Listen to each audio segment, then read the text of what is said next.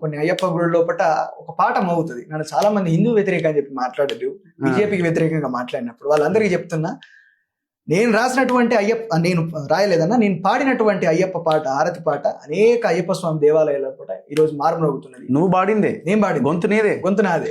Cassette లో ఏ cassette అది? అంటే యూట్యూబ్ లో ఉంటది, ప్లే చేసుకుంటా. ఏం పాట అది?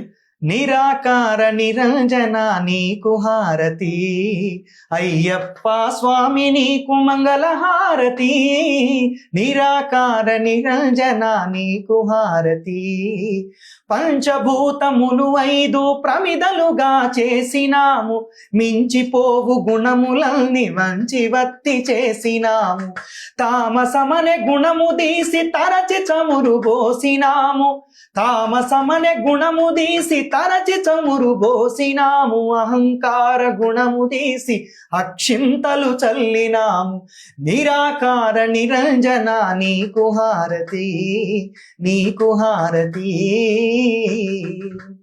ఇది గుర్తించడానికి ఏంటంటే లాస్ట్ కు చివరికి ఒక ఉంటది అన్నట్టు, కేశవ పట్టణ క్షేత్ర హృదయ హారతి, కేశవ పట్టణ క్షేత్ర హృదయ హారతి, 18 అధిపతి ప్రణవ హారతి, నిరాకార నిరంజన నీకు హారతి.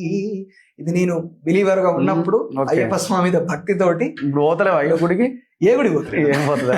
ఏ గుడి పోను, మసీదు కొని చర్చి కొని ఎక్కడికి పోను. కానీ ఎదుటి వ్యక్తి యొక్క నమ్మకాన్ని తప్పకుండా గౌరవిస్తా, దాంట్లో ఎట్లాంటి డౌట్ అవసరం లేదు. ఖచ్చితంగా ఎదుటి వ్యక్తి యొక్క మనోభావాన్ని తప్పకుండా పరిగణలోకి తీసుకుంటా.